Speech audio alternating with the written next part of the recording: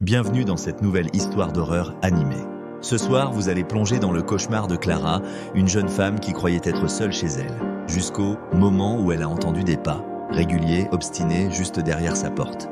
Restez jusqu'au bout, car ce récit vous dévoilera le poids de la peur, l'impossible rationalité et la terreur de ce qu'on ne peut pas expliquer. Clara venait d'emménager dans un petit appartement au 4e étage d'un vieil immeuble.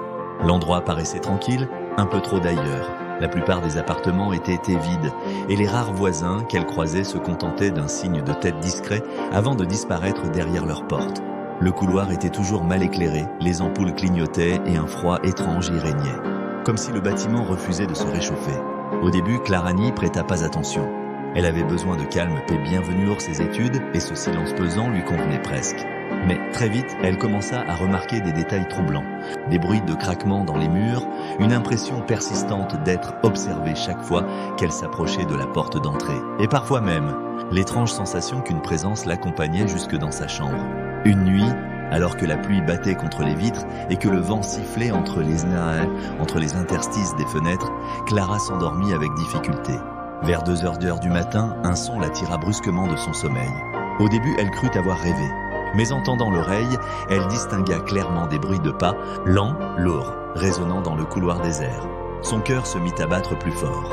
Elle jeta un coup d'œil à son téléphone, posé sur la table de chevet, mais l'écran restait noir, impossible à rallumer.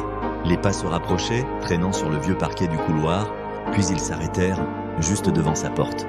Un silence pesant suivit, si lourd que Clara crut que ses tympans allaient éclater. Elle se redressa dans son lit, les yeux fixés sur la porte d'entrée, à travers l'obscurité. Et soudain, 3 coups secs résonnèrent contre le bois.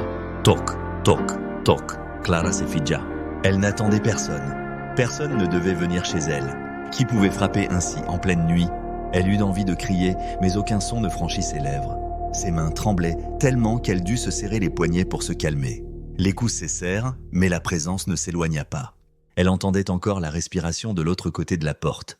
Une respiration lourde, râpeuse, qui lui glaçait le sang. Puis lentement, la poignée se mit à tourner. 1 fois, 2 fois, comme si l'intrus testait la serrure.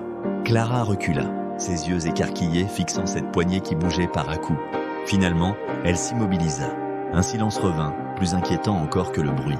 Mais en baissant les yeux, Clara aperçut une ombre glisser sous le mince ray de lumière qui passait par le bas de la porte. Quelqu'un n'était toujours là. Elle pensa appeler la police, mais son téléphone restait bloqué, mort entre ses mains. L'idée de fuir par la fenêtre traversa son esprit, mais l'immeuble donnait sur une cour vertigineuse, 4 étages plus bas. Elle n'avait aucune issue. Puis elle entendit son prénom. Un murmure, étouffé mais distinct. Clarata. Ses jambes se dérobèrent presque. Elle plaqua ses mains sur ses oreilles, refusant d'entendre. Pourtant, le murmure se répéta, plus insistant, plus proche.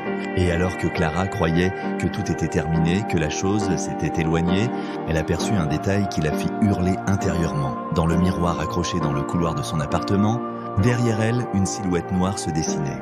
Si cette histoire vous a glacé le sang, abonnez-vous dès maintenant pour découvrir la prochaine. Mais préparez-vous, car elle sera encore plus terrifiante.